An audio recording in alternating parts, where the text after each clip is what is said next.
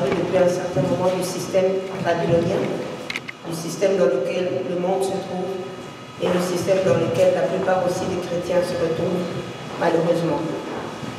Donc nous allons partager dans la parole de Dieu, comme le frère a dit, c'est vraiment fort. N'endurcissez pas vos cœurs. Ouvrez vraiment vos cœurs. Ouvrons-nous tous nos cœurs pour recevoir la parole du Seigneur. Vous savez vraiment, les temps sont mauvais. Et puis il faut vraiment être aussi dans la prière beaucoup. Vous savez, dans les choses spirituelles, ça peut arriver qu'on soit confronté avec les forces des ténèbres, qu'on soit confronté par exemple à un démon. On peut chasser un démon. Un petit démon, je peux le chasser, je n'aurai peut-être pas de répercussions, dépendamment évidemment de ma vie. Mais dénoncer le système babylonien, c'est vraiment se mettre à dos tout le royaume des ténèbres. Parce que là, on dépasse le stade des petits démons. Là, notre combat maintenant, c'est comme j'aime toujours le dire, c'est contre les dominations, contre les autorités, contre les principautés et les esprits méchants ou dans les lieux célestes. Vous savez, quand le diable a été chassé, on a déjà parlé de ça, mais je sens dans mon esprit de faire un petit résumé là-dessus. Le diable a été chassé, il est parti avec un tiers des anges. Et la Bible dit qu'il y a des anges, il y en a des myriades et des myriades. Donc, en chiffre humain, on ne peut même pas énumérer ça. Et quand ils sont partis, il y en a qui sont tombés dans les eaux, il y en a sur la terre, mais il y en a qui sont restés dans les lieux célestes. Et c'est vraiment eux qui influencent la terre. Donc tout ce que nous voyons, c'est influencé. C'est pourquoi Paul les appelle les dominations, il les classe, les autorités, les principautés, les esprits méchants dans les lieux célestes. Ils ne sont pas dans les cieux des cieux. Le ciel des cieux, le troisième ciel, c'est là où Dieu réside, c'est là où il y a le gouvernement de Dieu. Mais eux, ils sont un peu en dessous. C'est là où le diable, donc on l'appelle le prince de la puissance de l'air. Donc il est dans les airs, il domine. Et c'est comme ça que c'est comme ça qu'il fait alliance, si je peux dire, avec les rois de la terre, ceux qui dominent sur la terre, pour pouvoir partir son influence. Donc c'est pas vraiment, c'est pas juste des enseignements comme ça pour rire, c'est vraiment très sérieux. On se met vraiment, la personne qui prend la responsabilité, les personnes, je ne suis pas la seule, même pas la première. Il y en a vraiment qui expliquent très bien, Dieu leur a donné la révélation. Ces personnes-là se mettent à dos le royaume des ténèbres. Donc c'est vraiment très important. C'est pourquoi le Seigneur est en train de nous dire dans le livre d'Éphésiens 6, comme je parlais la fois passée, il faut se revêtir des armes du chrétien. Il ne faut pas seulement parler, il faut mettre la ceinture de la vérité, la cuirasse de la justice, le casque du salut, le bouclier de la foi, le zèle de l'évangile. Tout ça, ce sont les armes, ce sont les choses qui vont nous garder. Parce que nous sommes vraiment dans des temps très mauvais. Je pense que j'ai vraiment pas besoin d'appuyer là-dessus. On a juste à voir ce qui se passe autour de nous, les carnages qui se passent autour de nous, comment le royaume des ténèbres est en train de prendre place. Nous savons que nous sommes dans les mauvais temps. Et nous, les chrétiens, nous ne devons pas fermer les yeux là-dessus. Non seulement nous devons le voir, mais ça doit aussi nous faire réaliser que notre espoir, c'est Jésus. Notre espoir, c'est le retour de Jésus. Ça ne nous enlève pas notre foi, au contraire, notre joie, au contraire. Nous savons maintenant que notre joie, ce n'est pas dans les choses du monde. Notre joie, c'est en Jésus. Amen. Amen. Donc, sans plus tarder, on va prendre la parole. On va lire quand même 3-4 passages aujourd'hui, selon que le Seigneur va nous conduire. On va commencer par le livre des psaumes. Psaume 2.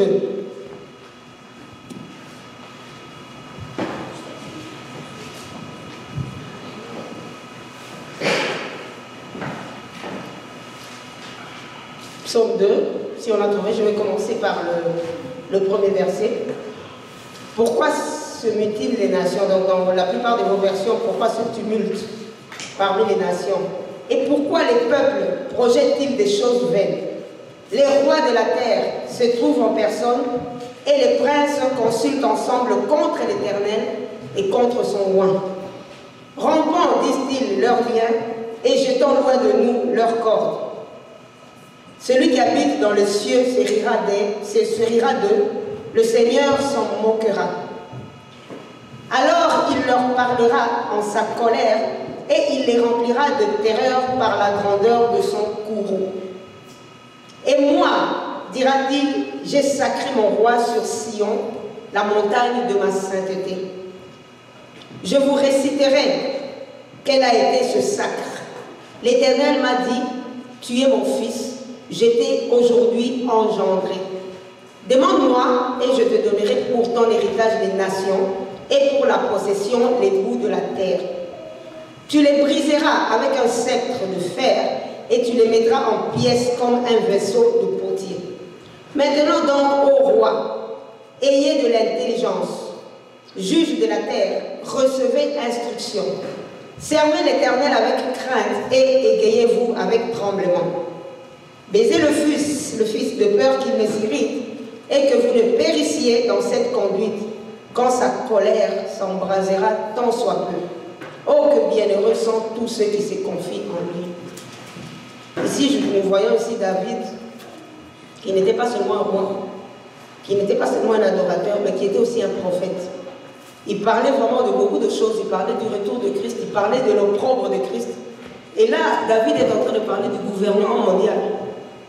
David est en train de parler par la prophétie que l'Éternel est en train de dire pourquoi ce tumulte parmi les nations, pourquoi les rois de la terre, donc les rois de la terre, ceux qui décident, ils sont en train de se réunir contre Jésus.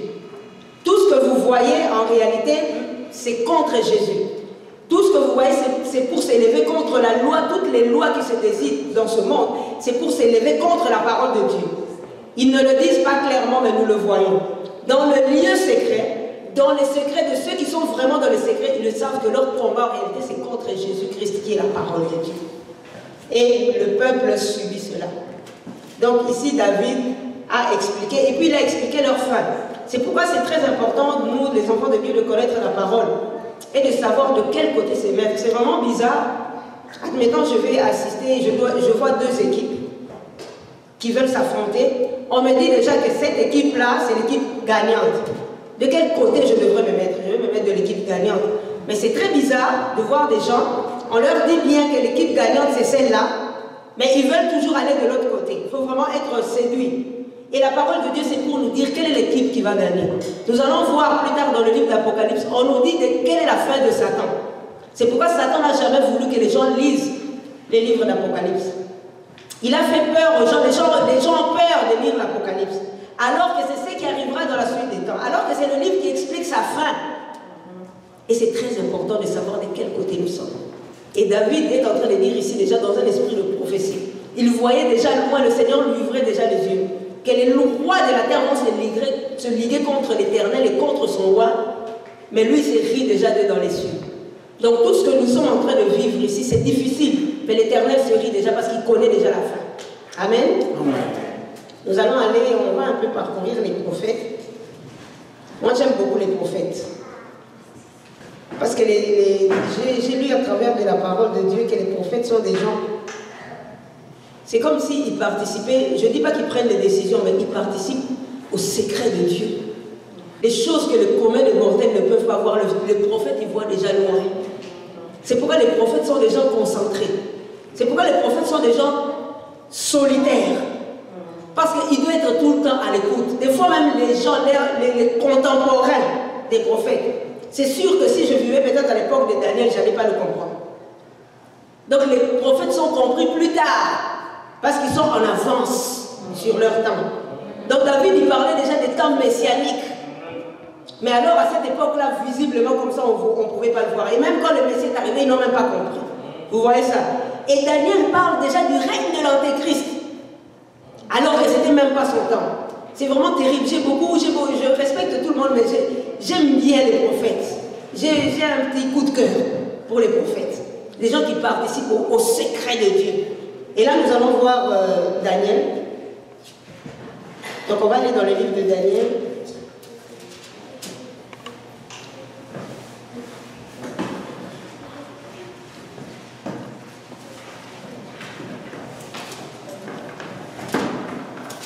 Je pense que c'est au début, Daniel 2.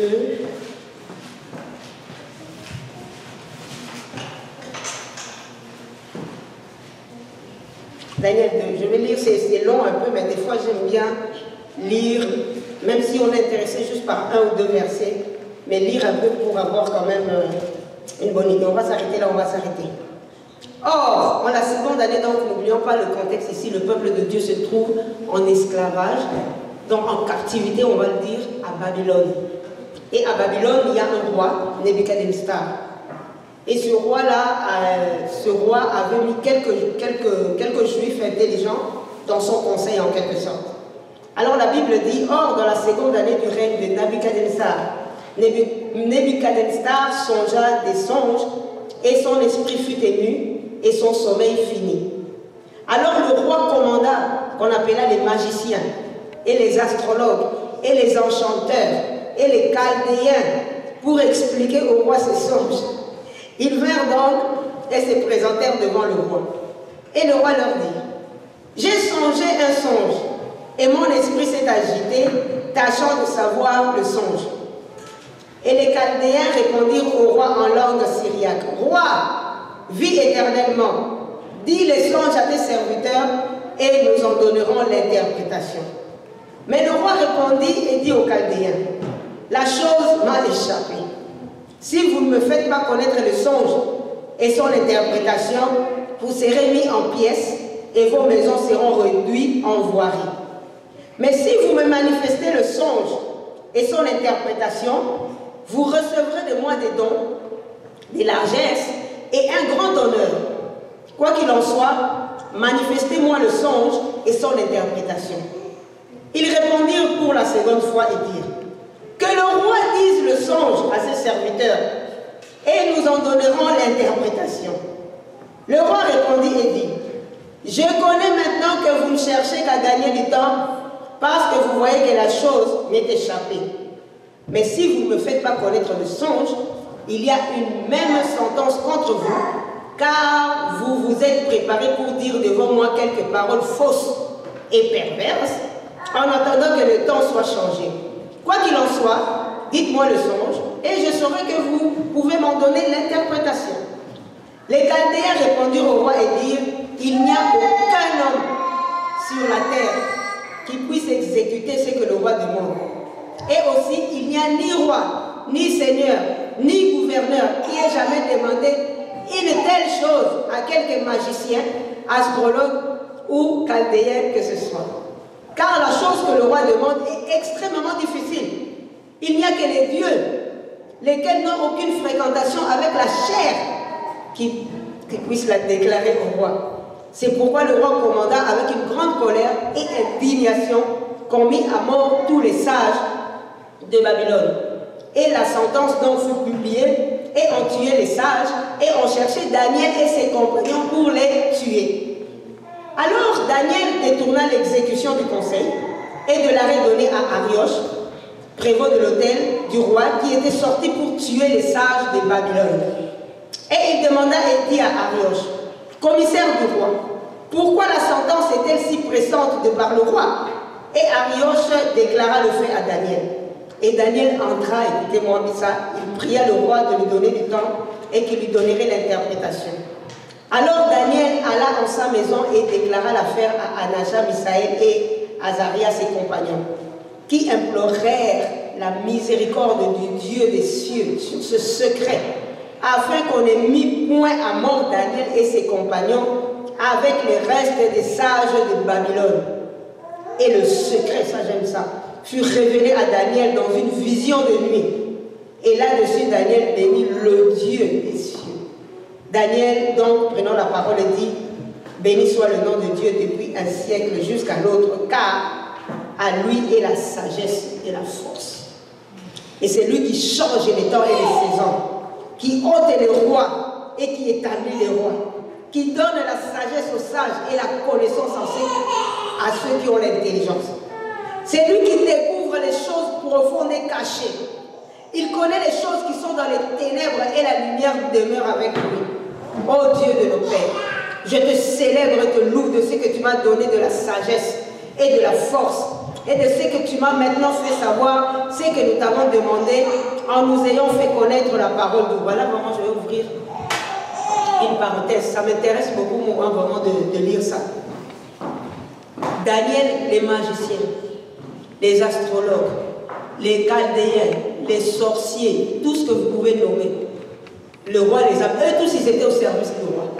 Le roi les a appelés, il a dit, c'est quoi mon songe et c'est quoi l'explication. Ça, c'est vraiment impossible Et même eux, ils ont répondu, ils ont dit, roi, ce que tu demandes là est difficile. Les magiciens ont reconnu qu'il n'y a que les dieux des cieux qui peuvent te révéler ces secrets-là. Et non seulement, ils ont dit quelque chose qui m'a beaucoup intéressé, ils ont dit, il n'y a que ceux qui ne sont pas en contact avec la chair. Donc ce sont les choses spirituelles. Dans la chair, il n'y a aucune révélation. C'est pourquoi un vrai prophète, quelqu'un qui veut participer au conseil de Dieu, quelqu'un qui veut savoir les choses, n'a pas beaucoup de fréquentation avec la chair, même vivant dans la chair. J'ai dit, comment Daniel, regardez un prophète, il vivait au milieu de Babylone. Il avait tous les privilèges, il avait le droit, il avait tous les privilèges de Babylone parce qu'il avait un grade élevé. Mais il a refusé de manger la nourriture de Babylone. Il a refusé de boire le vin de Babylone. Il est resté dans la révélation en contact. Donc ça veut dire que nous aussi, dans ce système babylonien, si vraiment on veut comprendre les choses, on peut aussi avoir cette attitude. Si tu participes au vin de Babylone, si tu participes à la nourriture de Babylone, tu n'auras pas la révélation. C'est ça. C'est pourquoi beaucoup de gens sont sans entendement. Parce qu'ils sont entrés dans Babylone. Daniel s'est préservé. Il avait les privilèges. Il a fait le choix. C'est un choix de ne pas se souiller avec les mains de Babylone. Et les mêmes principes pour Babylone physique, c'est la même chose, nous sommes dans Babylone spirituelle. Voilà les prophètes de Dieu. Normalement, nous, en tant qu'enfants de Dieu, nous sommes des prophètes. Pas qu'on a forcément un ministère prophétique, mais nous sommes appelés à proclamer la parole de Dieu. Un prophète, c'est quelqu'un qui proclame la parole de Dieu. Non seulement dans la prédication, mais de par sa vie, tu proclames la parole de Dieu. Tu n'es pas de ce monde. Tu es la lumière de ce monde. Le monde voit la parole de Dieu à travers de toi. Mais est-ce que c'est ce que nous faisons? Sommes-nous dans la chair? Daniel est capable d'interpréter le secret. La Bible dit, ce Dieu-là, les ténèbres ne sont pas ténèbres pour lui. Il n'y a aucun secret. Donc c'est la seule personne qui peut nous révéler les secrets même de ce qui se passe dans cette génération. Dans ces ténèbres. C'est lui seul qui peut nous éclairer. C'est lui seul qui peut nous dire pourquoi telle loi a été votée. D'où ça vient. Mais il faut être pas trop ami avec la chair. Comme Daniel. Pour avoir la révélation. J'aime bien le caractère de Daniel. Et il est parti voir le roi. Je vais sauter quelques passages. Et le roi, prenant la parole, donc là je suis au verset 26, dit à Daniel, pourras-tu me faire connaître le songe que j'ai vu et son interprétation? Donc c'est très difficile. Hein? La personne rêve, il faut lui expliquer et le songe et l'interprétation. Donc il a tout oublié. Ce matin, c'était bizarre, je méditais là-dessus ce matin. C'était bizarre, je me réveille ce matin. Je vois mon mari à côté de moi qui est réveillé, je lui demande ça va. Il me dit ça va, mais j'ai fait un songe. Je n'arrive pas à me souvenir de ce songe. Et moi j'avais lu ce passage, je riais, je lui ai dit, mais demande à Daniel. Et puis on a ri, mais c'est pour dire que vous voyez un peu ce qui arrive. Je venais de lire le passage et puis il me dit ça me trouble parce que j'ai fait un songe. J'essaie de m'en souvenir, donc ça c'est le secret de Dieu.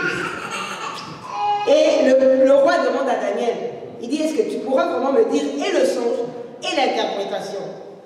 Et Daniel répondit en la présence du roi et dit, le secret que le roi demande est tel que ni les astrologues, ni les magiciens, ni les devins ne peuvent le faire découvrir au roi. Mais il y a un Dieu, j'aime ça aussi, il ne se glorifie jamais. Il sait, la révélation, ça vient de Dieu. Amen, amen. Ça ne vient pas d'un homme. C'est ça que je disais même la fois passée pour l'apôtre Jean. Il était apôtre. Mais il n'a pas su discerner la femme prostituée Babylone. Il fallait que la révélation vienne de Dieu. Il faut qu'on comprenne ça, que chacun se mette à sa place. Que je sois prophète ou prophétesse ou je ne sais pas quoi, savoir que si Dieu ne me donne pas, ce n'est pas ça. Amen, amen. Il a dit le Dieu de... Pourtant, on le considère comme un sage, Daniel. On dit qu'il avait un esprit supérieur. Mais il a dit le Dieu des cieux. Ce n'est pas lui, il n'est qu'un homme. Mais il y a un Dieu aux cieux qui révèle les secrets et qui a fait connaître au roi Nabuchodonosor ce qui doit arriver au dernier jour. Ton songe et les visions de ta tête que tu as eues sur ton lit sont telles. Tes pensées, ô roi, te sont montées dans ton lit, touchant ce qui arriverait ci-après. Et c'est lui qui révèle les secrets, t'a déclaré ce qui doit arriver. Et ce secret m'a été révélé. Non point, il le dit, non point par quelque sagesse qui soit en moi, plus qu'en aucun des vivants, mais afin de donner au roi l'interprétation de son songe et que tu connaisses les pensées de ton cœur. Donc même les pensées de mon cœur, Dieu doit me les révéler. C'est terrible. Tu contemplais au roi et voici une grande statue. Et cette grande statue dont la splendeur était excellente était debout devant toi et elle était terrible à voir. Et la tête de cette statue était d'un or très fin, sa poitrine et ses bras étaient des reins d'argent, son ventre et ses hanches étaient des reins. Ses jambes étaient de fer et ses pieds étaient en partie de fer et en partie de terre. Tu contemplais cela jusqu'à ce qu'une pierre fût coupée sans main, laquelle frappa la statue en ses pieds de fer et de terre et les brisa. Alors furent brisés ensemble le fer, la terre, les reins, l'argent et l'or, et ils devinrent comme la paille de l'air d'été, que le vent transporte ça et là, et il ne fut plus trouvé aucun lieu pour eux, mais cette pierre qui avait frappé la statue devint une grande montagne et remplit toute la terre. C'est là le songe. Nous dirons maintenant son interprétation en la présence du roi. Toi, ô roi, qui est le roi des rois, parce que le Dieu des cieux t'a donné le royaume, la puissance, la force et la gloire, en quelques lieux qu'habitent les enfants des hommes, les bêtes des champs, les oiseaux des cieux, il les a donnés en ta main et t'a fait dominer sur eux, tu es la tête d'or. Mais après toi s'élèvera un autre royaume, moindre que le tien. Vraiment, il est en train d'expliquer les royaumes qui allaient succéder au royaume de Nabuchodonosor. On peut toujours entrer, mais si on entre là-dedans, on va rentrer vraiment beaucoup dans l'histoire à cause du temps. Et c'est prouvé aussi par l'histoire, tous ces royaumes-là. Nabuchodonosor, les reins, les fers, c'est tous les royaumes qui ont suivi après. Vous savez, Nabuchodonosor, quand il est mort, c'est son fils, vous vous souvenez, son fils a été, son royaume a été divisé par les Mèdes et les Perses. Pour ceux qui ont étudié un peu cette histoire-là, moi je m'en souviens un peu parce que c'était ma matière préférée. Les Mèdes et les Perses sont venus, vous vous souvenez, quand ils donnaient un festin, le fils de Nabuchodonosor, il donnait un festin, il a pris les instruments qu'ils avaient pris au temple de Jérusalem. Ils ont commencé à s'enivrer avec, et il y a une main qui est sortie, qui a commencé à écrire « Pesé, pesé, tu as été pesé, tu as été trouvé léger, ton royaume sera divisé ». Donc son royaume a été divisé, ce sont les Mèdes et les Perses qui ont pris le royaume. Ensuite, il y a eu une succession. Si on va vraiment dans l'histoire, on va voir la statue que Nabuchodonosor a vue. Une succession des royaumes. Donc il y a le royaume de Grec aussi, de la Grèce, avec Alexandre le Grand, qui était un grand conquérant qui voulait vraiment faire un royaume. Donc ce n'était pas des petits royaumes là, c'était vraiment des conquérants de grands espaces. Ensuite, il y a eu le royaume de Rome, un royaume aussi fort, qui a été comme détruit, mais qui est entré maintenant, il est en train de se reconstruire. Donc on va plus parler de la dernière partie, parce que les autres sont passés dans l'histoire. Mais la dernière partie, c'est le royaume de Rome, avec comment on appelle ça, avec l'Europe. Donc avec l'Europe, c'est le royaume de Rome qui est en train de se reconstruire. Et la dernière partie, donc, c'est les pieds que Daniel a vus. C'est un mélange de fer avec l'argile. Donc ils essayent de faire, et c'est pas un royaume uni vraiment. C'est un royaume qui se fait, il l'a bien expliqué ici, si vous allez lire, qui se fait par des alliances humaines. Ce sont des alliances, vous voyez, il a dit c'est un royaume qui sera en partie fort, en partie faible, parce que le fer avec la terre, avec l'argile, ne s'allie pas vraiment. Et c'est ce que nous sommes en train de voir avec l'Europe, c'est ce que nous sommes en train de voir. Il y a un royaume qui est en train de s'élever. Mais ce royaume-là, moi je bénis beaucoup le Seigneur. Daniel était déjà en train de voir même la fin de ce royaume. La Bible dit qu'une pierre sortie de nulle part, sans le secours d'une main, va venir, il va frapper cette statue-là. Il va la frapper aux pieds. Donc nous sommes vraiment arrivés au temps des pieds. Nous sommes arrivés au temps des pieds. La partie de la tête, l'époque des rois de Nabuchodonosor, ce n'est pas notre époque. Les mains, les Alexandres, le Grand, les Mèdes et les Perses, l'ancien empire romain, ce n'est pas notre époque. Notre époque, vraiment, c'est les pieds. Et c'est les pieds qui vont voir, parce que la Bible dit que la pierre va frapper les pieds. Donc la tête est passée, toute la statue que le roi avait vue est passée. Donc la pierre, le royaume de Jésus. Donc la pierre, vous vous souvenez que Jésus, on l'appelle aussi la pierre angulaire. Donc qui va frapper les pieds et ça va voler en éclats comme de l'air. Tout ce que nous voyons là, ça va voler en éclats. Mais pour l'instant, il y a des choses qui sont en train de se passer. Pour l'instant, le système babylonien, c'est pourquoi vous voyez même ce nom-là, Babylone, c'est vraiment un nom très significatif pour Dieu. Entre parenthèses, vous savez, pour Dieu, il ne voit que deux villes. Il y a la ville sainte et Babylone. Donc tout ce que vous pouvez dire, Chicago, Montréal, pour Dieu, dans la dimension spirituelle, il n'y a que deux villes. Babylone et Jérusalem. Donc Babylone représente le péché, Jérusalem représente la sainteté. Et même pour Dieu aussi, vous savez, vous avez la race noire, la race jaune, tout ça. Pour Dieu, il n'y a que deux races aussi. Donc Dieu vraiment, il synthétise bien selon sa parole, selon la création. Il y a la race des élus et puis la race des vipères. Donc tu dois savoir où tu es élu et tu es vipère. Donc il n'y a que deux races. Si vous lisez dans la Bible, lisez de Genèse, Apocalypse, à moins que quelqu'un vienne me montrer, ça me démontrer, et gloire soit rendue à Dieu, on ne connaît pas tout. Dieu ne parle pas des races. Le seul endroit où il parle des races, c'est seulement deux fois. Race des vipères ou bien race élue. Donc il n'y a que deux races. Donc c'est terrible. Comment des fois nous, on voit les choses différemment. Mais Dieu ne voit pas les choses de cette façon. Et Dieu est en train de nous montrer ici qu'il y a un dernier royaume encore. Mais ce royaume ne sera pas aussi fort. Vous savez, les règnes de Nabucodonosor, là, c'était terrible. Mais celui-là, mais ils vont quand même se mettre ensemble. Mais ce sera quand même des alliances humaines. Ils vont faire, c'est pourquoi vous voyez des alliances entre les pays, des traités. Ils sont en train de reconstituer l'ancien empire, ou l'ancien empire romain. Mais c'est cet empire-là maintenant qui va voir aussi le retour de Jésus. Vous voyez, si nous revenons, et pourquoi je parle de ça, c'est parce que nous devons être conscients que même nos pays dans lesquels nous vivons, en tant que chrétiens, nous devons savoir, les pays dans lesquels nous vivons, les premiers ministres, les présidents, ils ne sont pas souverains. C'est Babylone qui les dirige. Les décisions qu'ils prennent. Regardez même quand ils font des promesses. Ils font des promesses électorales et tout, mais quand ils arrivent au pouvoir, ça ne fonctionne pas. Parce que c'est pas eux, en réalité, ce n'est pas eux qui dirigent. Moi, j'étais frappée il y a quelques temps, j'ai suivi une interview comment s'appelle cette femme? Danielle, je pense. Danielle Mitterrand. La femme de François Mitterrand. Alors, on lui posait des questions et elle était en train de dire, quand on était vraiment en feu avec mon mari, avec François, on était jeunes, François, il était vraiment très socialiste, là. Alors, François disait toujours, quand j'aurai le pouvoir, tout va changer, je vais changer ça. Alors, François arrive au pouvoir, et Daniel lui demande, elle a vraiment dit ça, comme ça, devant les journalistes. Elle dit, mais François, toutes les convictions que tu avais, pourquoi tu ne les mets pas en pratique maintenant que tu as le pouvoir? Et François de lui répondre, en réalité, je n'ai pas le pouvoir. Ils n'ont pas le pouvoir.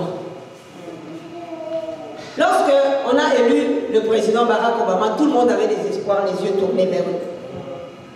Ah, il va faire ceci pour l'Afrique. En réalité, il n'a pas le pouvoir. Tout ce monde-là, c'est comme des simples PDG en quelque sorte. On te met là, mais ce n'est pas toi qui as la décision. Il y a un empire babylonien très puissant. Et ces gens-là, même la plupart des gens, on ne les connaît pas.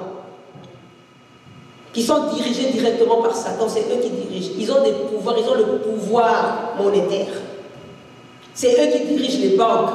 Vous savez, j'ai découvert récemment que la moitié de la richesse de toute la terre est détenue entre les mains de 67 personnes. J'étais choquée.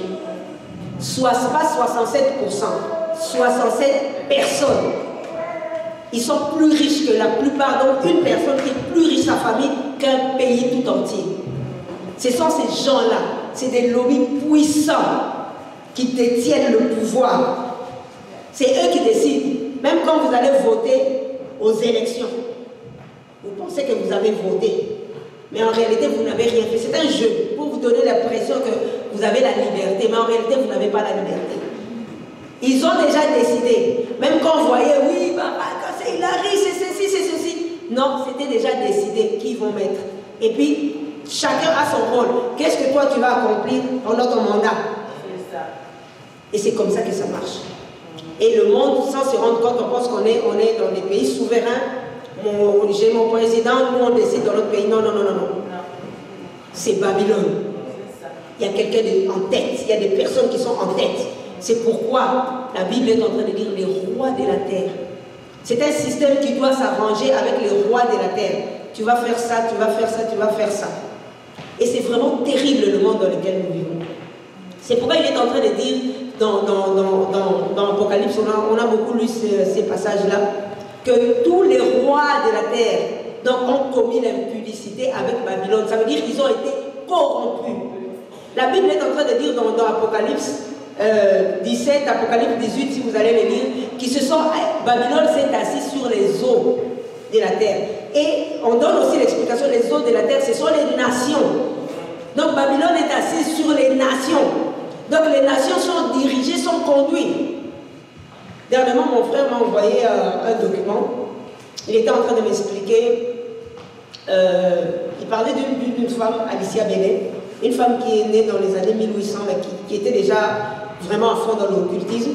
Même comment ils ont fait le plan petit à petit pour tuer même le christianisme. Et cette femme avait écrit un ouvrage où elle avait donné 10 points. Comment commencer à tuer le christianisme. Et c'est très important quand je dis que quand on est en train de dire qu'ils sont contre le Christ, contre la parole de Dieu, des fois ça a l'air fou. Parce qu'ils ne le disent pas clairement. Ça a l'air fou, mais dans les secrets, vous ne pouvez pas imaginer. Quand je dis que l'Église catholique, même pour ça on va parler peut-être de la Babylone religieuse, le but même de l'Église catholique, c'est pour tuer la vraie chrétienté. Des fois ça a l'air fou, mais c'est la réalité. Et cette femme-là, Alicia Bellet, donc je n'ai pas lu son livre, mais on a parlé de 10 points qu'elle avait donnés pour tuer la chrétienté. Et le premier, parmi les points, en tout cas le premier point, c'était d'abord enlever le nom de Dieu et même la prière dans les écoles. Vous allez voir que dans les écoles, maintenant, on ne peut même plus parler de Dieu. Je me souviens, moi, quand j'étais petite, on avait un cours de religion, mais je ne sais pas où est-ce que c'est rendu. Donc, ils ont déjà, premièrement, enlevé ce point-là. Pourquoi? Parce que les enfants, vous voyez, cette chose-là, de génération en génération, ça enlève aux gens l'idée de Dieu dans la tête. Les gens vivent dans la société, il n'y a plus l'idée de Dieu. Et quand tu parles de Dieu, tu es comme un extraterrestre. C'est parce que l'école éduque les gens. Donc ils ont enlevé ça de la tête des gens dans l'éducation. Mais ce sont des choses, ça a l'air de rien, mais ça a été décidé déjà dans les lieux célestes avec les occultistes, en accord avec le diable. Elle a donné un deuxième point, en tout cas, si je veux m'en souvenir, des autres points qu'elle a donné, elle a dit, il faut réduire l'autorité parentale. Donc l'autorité des parents envers les enfants. Et avec les organismes comme l'UNICEF, l'UNESCO, des choses comme ça, on a donné de plus en plus, donc ils ont vraiment bien manipulé ça, ils ont donné de plus en plus de droits aux enfants. Tu n'as pas le droit de ceci, tu as le droit de ceci, le papa n'a pas le droit de ceci. Et ce sont des choses qui enlèvent l'autorité parentale. Et ça, c'est démoniaque, parce qu'ils savent que si les parents sont chrétiens et qu'ils veulent enseigner les enfants selon la voie de Dieu, même s'ils ne sont pas chrétiens, mais qu'ils veulent quand même garder la norme, parce que la société, vous savez, la famille a été créée par Dieu. Donc ça n'a jamais été ce que nous voyons ici. C'était toujours selon les principes de Dieu. Mais pour enlever cela, ils ont manigancé cela. Donc dans les écoles, on a commencé à donner des choses comme ça dans les écoles. Moi, je suis choquée, même il n'y a pas longtemps, l'UNESCO. C'est l'UNESCO qui s'occupe de l'éducation.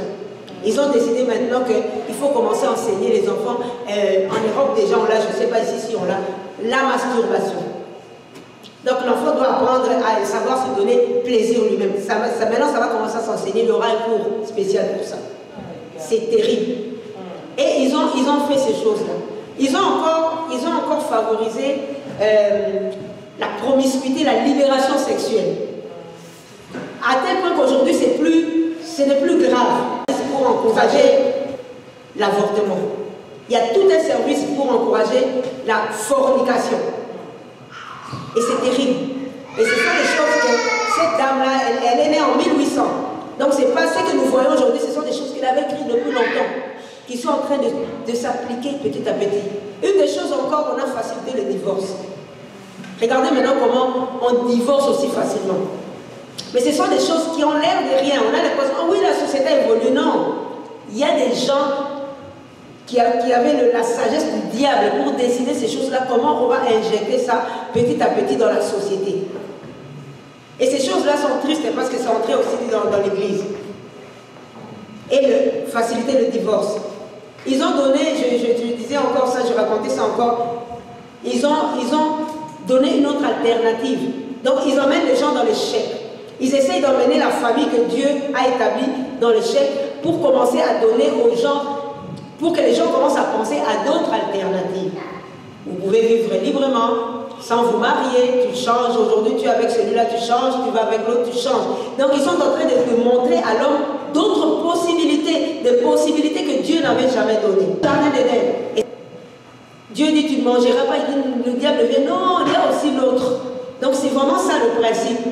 Et jusque maintenant, à présent, il donne aux gens l'autre possibilité, le mariage gay, le mariage homosexuel. Tout ça pour détruire la cellule que le Seigneur avait établie. Et c'est vraiment terrible. J'ai vu même, actuellement, il y a même des pamphlets qui circulent. Moi, j'aime mes deux mamans, moi, j'aime mes deux papas. Et on met des enfants. Alors que les enfants n'ont rien à voir avec ça.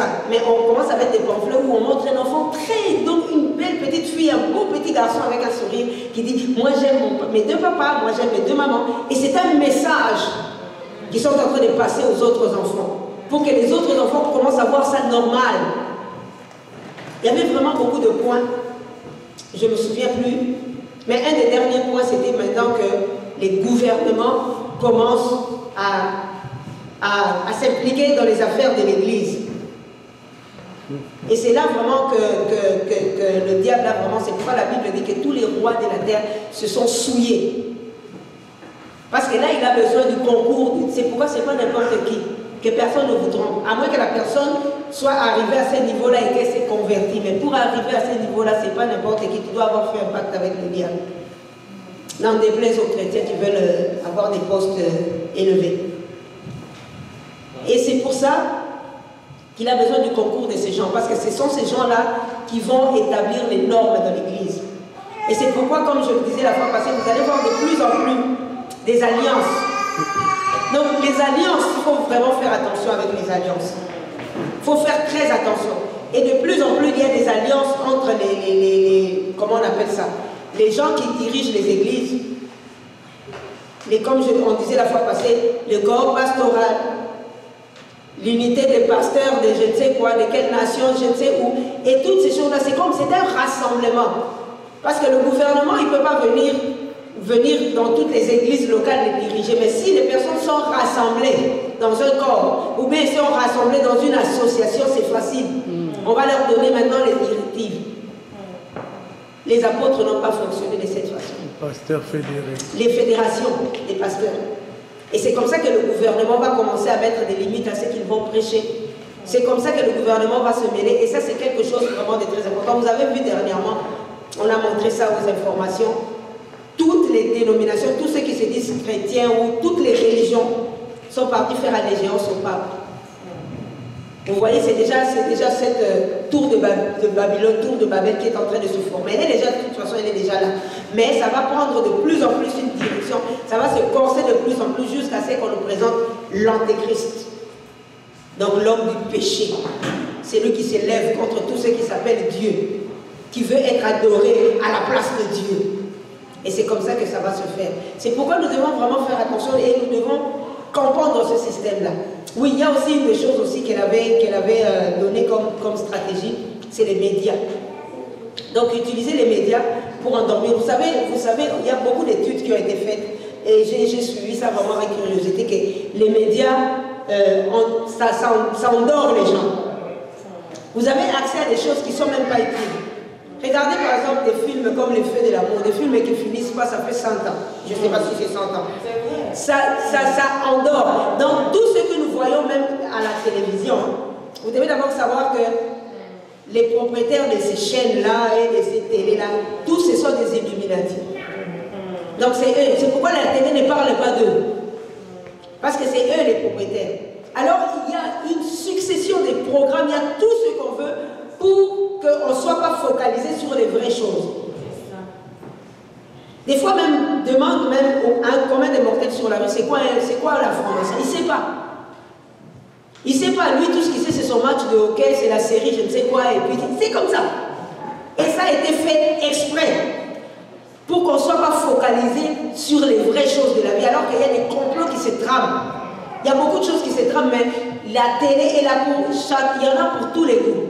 Ceux qui aiment la violence, ceux qui aiment ce qui est romantique, ceux qui aiment... Il y en a pour tous les goûts. Mais au moins, ça te met à l'écart de la vraie réflexion. Et les gens sont abrutis. C'est pourquoi on dit que Babylone s'est assise sur toutes les eaux de la terre. Tout le monde boit l'eau de Babylone. Ça enlève. Et nous, les enfants de Dieu, on ne doit pas être dans là. Nous avons celui qui révèle les secrets. Amen. Celui qui révèle les secrets. Et j'ai encore découvert une autre chose. Toutes les personnes, ça c'était terrible. Toutes les personnes qui travaillent comme dans Apple, qui font ces machines-là, que les enfants ont, leurs propres enfants n'utilisent pas ça. Ils interdisent à leurs enfants. Mais nous, on est là, on est accros. Il faut maintenant les découvrir pourquoi leurs enfants n'utilisent pas ça. Parce que c'est eux qui les vendent, c'est eux qui les commercialisent, c'est eux qui les inventent. Donc ils donnent un accès limité à leurs enfants. Et nous, nos enfants sont là matin, midi, soir. Là-dessus. C'est terrible. Vraiment, en faisant cette étude, j'ai découvert vraiment beaucoup de choses. Des fois, des fois ça fait peur. Même les vaccins. Eux-mêmes, les découvreurs de vaccins, ils ne donnent pas certains vaccins à leurs enfants. Ils disent tel vaccin, tel vaccin. Mais c'est les compagnies pharmaceutiques qui font de l'argent. Ils mettent des vaccins comme ça, même si vos enfants seront en danger, plus tard ils s'en foutent. Mais eux-mêmes, ils ne veulent pas donner ces vaccins. Il y a certains vaccins qu'eux ne donnent pas à leurs enfants. C'est pourquoi vous voyez beaucoup de choses. Des anomalies, des morts bizarres, des maladies bizarres. Ça part des vaccins, mais c'est des secrets. Mais un enfant de Dieu, une personne qui est concentrée juste à la télé, comment est-ce que tu vas savoir ces histoires? Il faut entrer dans le secret de Dieu. Daniel a pu voir. Jean, il était séduit, mais on a pu l'éclairer. Il faut vraiment qu'on fasse attention. C'est tout un système qui marche avec les gouvernements, qui marche avec les commerçants. Quelque part, si on lit Apocalypse, il est en train de dire même les marchands de la terre, le système même de l'argent. Comme je disais, 67%. Donc quand vous voyez des crises économiques, vous voyez des chômages, vous pensez que c'est la réalité. Non, c'est le chaos contrôlé. Quand vous voyez un système qui s'effondre, on dit oh le dollar s'effondre, et ceci, oh bien la crise économique de 2009. Non, c'est des gens qui ont provoqué ça. Vous savez, ils ont même décidé une chose, ils ont dit quand le peuple est dans la détresse, c'est à ce moment-là qu'on peut vous faire accepter n'importe quoi. C'est ça. Et on va créer des détresses comme ça. On va créer des systèmes de dettes, des dettes qui ne finissent pas, surtout nous en Amérique du Nord, les gens sont endettés en tout. On pense que non. On est contrôlé par les banques. Le système monétaire, le système bancaire. Surtout ceux qui sont dans les banques, c'est eux qui tiennent. Donc c'est vraiment des choses que nous, les enfants de Dieu, on doit savoir. C'est tout un système, c'est Babylone. On a parlé des comportements, mais là on parle maintenant du système global qui est en train de qui est déjà en place depuis longtemps. Et nous devons être hors de ce système. C'est vraiment terrible. Des fois, quand je suis ça, je regarde à quel point le monde est souillé, quand je vois le nombre des morts, et que je me rends compte que ce sont des choses voulues, et que nous, les chrétiens, on est dans la distraction, ça me dépasse. On ne devrait pas être dans la distraction. On doit sortir. On va lire un dernier passage. Le Seigneur conduit comme il conduit. Je pensais vraiment parler différemment. Dans le livre d'Hébreux. On a lu ça hier avec les enfants.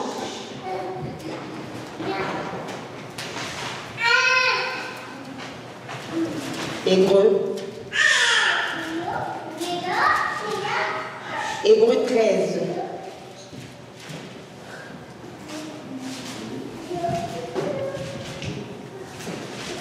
On va lire à partir du verset 1er.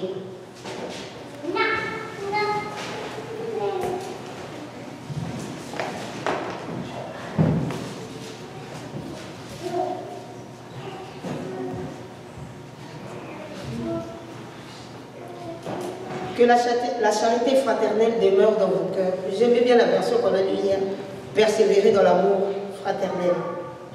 N'oubliez point l'hospitalité, car par elle, quelques-uns ont logé des anges, n'en sachant rien. Souvenez-vous des prisonniers, comme si vous étiez emprisonnés avec eux, et de ceux qui sont maltraités, comme étant vous-même du même corps. Que le mariage soit honoré de tous, et le lit conjugal sans souillure. Mais Dieu jugera les fornicateurs et les adultères. Que vos mœurs soient sans avarice, vous contentant de ce que vous avez. Car lui-même a dit, je ne te laisserai point et je ne t'abandonnerai point. Je vais sauter ici, je me suis arrêté point 5.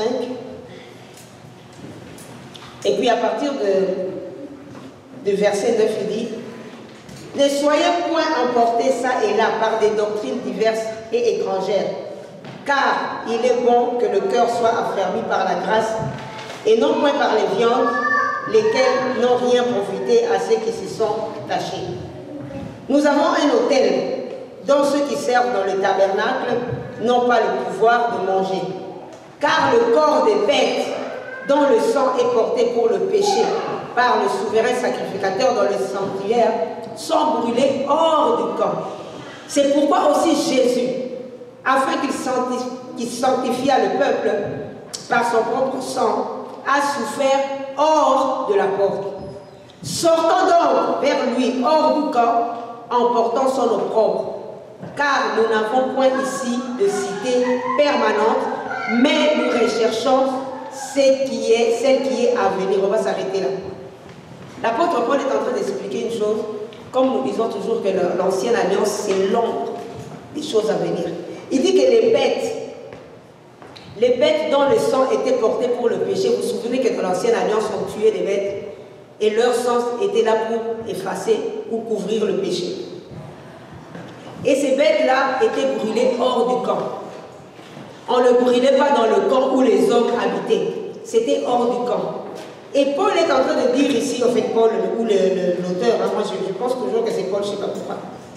C'est pourquoi aussi Jésus, il nous explique maintenant dans la dimension, dans la nouvelle dimension, c'est pourquoi aussi Jésus, afin qu'il sanctifiât le peuple par son propre sang, a souffert hors de la porte.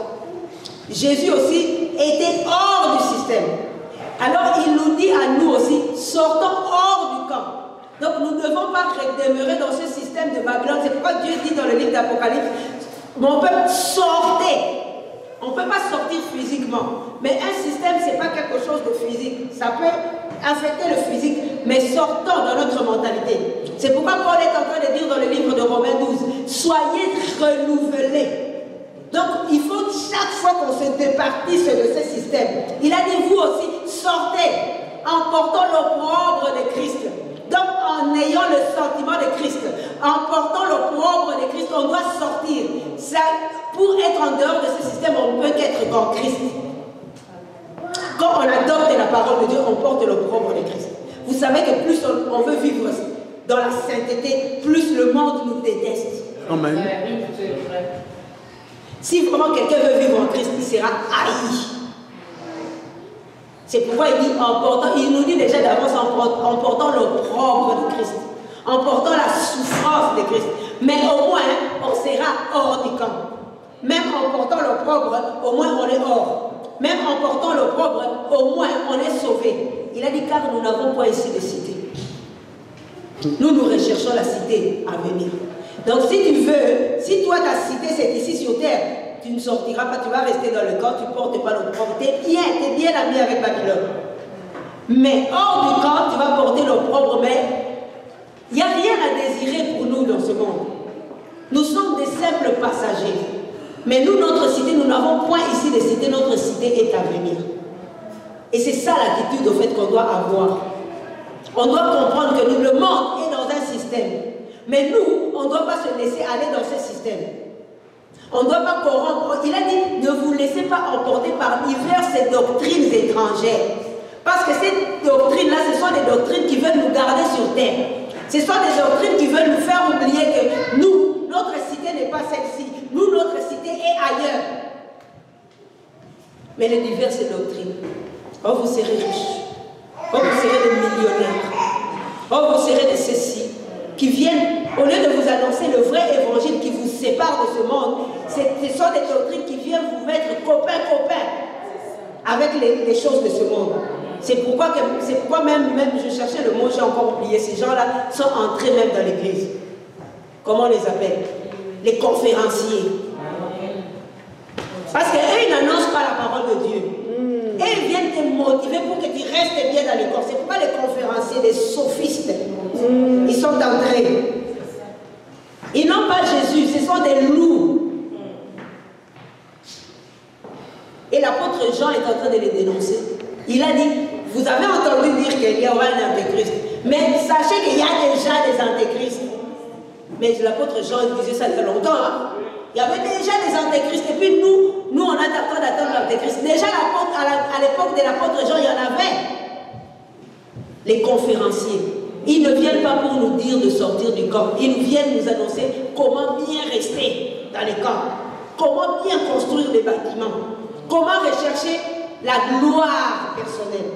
Hier, j'étais en train de dire à mes enfants, être chrétien, c'est vivre pour les autres. Mais on nous enseigne à vivre pour nous-mêmes. Et nous sommes dans une société d'égoïsme. Et l'apôtre Paul est en train de dire l'avarice. Et même les chrétiens sont là-dedans. Et d'ailleurs, moi, je suis désolée, je commence à revoir beaucoup de choses. Quelqu'un qui est avare, pour moi, il n'est pas chrétien. C'est ça. Parce que Christ, je disais hier à mes enfants, Christ n'a jamais fait quoi que ce soit pour lui-même. Du début à la fin, il est parti, tout il a fait pour les autres. Lui-même, la Bible dit qu'il y avait quelqu'un, un disciple qui voulait le suivre. Il a dit, tu veux me suivre? Les fils de l'homme ont des endroits où mettre la tête, mais les hommes, ils ont des endroits pour dormir, mais le fils de l'homme n'a même pas une tanière. Même le chacal, les animaux, ils ont leur tanière, mais lui, il n'avait même pas un endroit pour vivre. Tout ça pour sauver l'humanité. La vie d'un chrétien, c'est pour les autres. Quand je proclame la vérité, ce n'est pas pour moi. Je peux recevoir la vérité, rester chez moi et puis la vivre. Mais quand je proclame la vérité, je prends le risque d'être haï, d'être lapidé, de perdre tout le monde, les amis, les membres des familles. Parce que la vérité dérange. J'ai lu une phrase, c'est même pas des chrétiens, ils ont dit, quelqu'un qui dit la vérité, il faut lui donner un cheval. Comme ça, il va bien s'enfuir. Parce qu'après avoir dit la vérité, là, tu n'as plus d'amis. Donc, il faut bien fuir. Donc, c'est un risque. Un chrétien, c'est ça. Il ne vit pas pour lui-même. Alors, on va un peu arrêter ça, de s'appeler chrétien. L'avarice. On est en train de nous enseigner qu'il faut amasser. Alors qu'ici, il est en train de parler du contentement. On ne connaît plus cette vertu-là. On veut amasser, pas pour aider les autres, mais pour soi-même et pour se faire voir. Ce n'est pas une vertu chrétienne. Et c'est ce que la société nous enseigne, et c'est ce que j'ai encore oublié, les conférenciers. Ce sont des motivateurs. On les appelle maintenant des coachs. Est-ce que vous avez vu ça dans la Bible? Un coach pour t'encourager, l'estime de soi. La Bible ne parle pas de l'estime de soi. Ça, c'est le nouvel âge, la religion de l'antéchrist. La Bible dit de considérer les autres comme étant supérieurs à toi, de se revêtir toujours des sentiments humbles. Mais les coachs, les conférenciers, les voleurs, les loups ravisseurs, ils n'enseignent pas ça aux enfants de Dieu. Et on est là en train d'écouter. C'est ça, ils sont en train d'enseigner aux gens de rester dans le camp. De rester. Ce sont les ouvriers de Babylone. Ils ne sont pas des ouvriers de Jésus. Jésus n'enseigne pas ça. C'est facile de savoir, des fois même par les discours, qui travaillent pour Dieu, qui travaillent pour Babylone. C'est pourquoi les gens sont séduits, parce qu'ils viennent avec des jets privés. Ils ont des grandes assemblées, des hectares et des hectares. Ils sont des stars. Ils parlent bien, ils s'habillent à la dernière mode. Et les gens sont séduits comme l'apôtre Jean. Ils disent, waouh, ça doit être ça. Mais non. Le royaume de cieux ne vient pas de façon à frapper le regard. Mais quand il viendra dans sa gloire, c'est à ce moment-là que nous allons nous réjouir. Amen. Pour l'instant, nous portons le propre hors du camp. Ça, c'est un choix. La fois passée, j'étais en train de le dire. Tu veux être sauvé? Sors. Sépare-toi des sodomites. Les sodomites, ils sont des gens, on leur dit la vérité, on leur dit, comment il s'appelle, Lot est en train de leur dire, la ville va brûler. Ils sont en train de rire. Ils sont en train de penser que que l'autre est en train de plaisanter.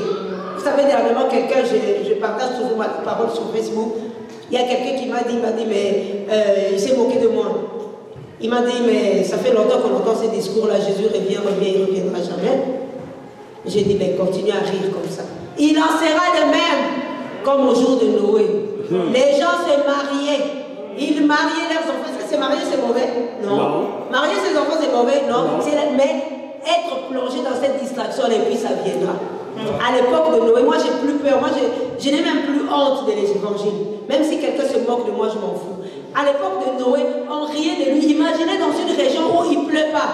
Et puis Noé est en train de construire un bateau. Mais nous sommes comme ça. Donc ça a l'air fou. Noé avait l'air fou. Et puis je suis rendu, même si tu penses que je suis fou, je suis folle, je te dirai, t'as raison, je suis folle de Jésus. Parce que l'apôtre Paul a dit, l'évangile, c'est une folie. C'est une folie. Donc j'ai l'air folle là. Elle est comment? Et comment elle réfléchit? Elle ne réfléchit pas comme tout le monde. Oui, je suis hors de Babylone. Il faut rester en dehors. Ne suivez pas ces gens-là. J'oublie encore leur nom. Les conférenciers. Ils sont entrés beaucoup dans l'évangile. Ils ont des salaires maintenant. Ils ont des honoraires pour vous endormir. Et le Seigneur, c'est pourquoi le Seigneur est en train de les frapper. Tu n'avais qu'à faire ton affaire en dehors et puis toucher tes honoraires. Le Seigneur ne serait pas venu. Mais quand tu rentres dans l'assemblée des saints et puis tu veux continuer à toucher les honoraires, alors que le maître avait dit vous avez reçu gratuitement, donné gratuitement, c'est là qu'il y a un problème. Et quelqu'un qui fait payer les honoraires, ce n'est pas un disciple de Jésus. On doit les reconnaître. On doit les reconnaître. Et ils sont entrés pour nous laisser dans les camps. C'est un choix. Si tu veux sortir, sache bien que tu vas porter l'opprobre, mais au moins tu vas hériter de la cité qui est en venue. Que vraiment le Seigneur nous fasse grâce. Que le Seigneur nous éclaire. Que le Seigneur nous donne. Moi je dis toujours, il y a une chose que je demande toujours au Seigneur. Comme la prière, ne nous laisse pas dans la tentation. Moi je dis toujours au Seigneur, garde-moi. Je sais que c'est de plus en plus difficile, mais garde-moi jusqu'à ton retour ou bien jusqu'à ma mort. Et c'est ça qu'on devrait faire, même si ça se corse autour de nous, mais nous savons que nous avons une cité céleste, nous avons la Jérusalem céleste que nous allons hériter. Amen. Amen. En tout cas pour aujourd'hui.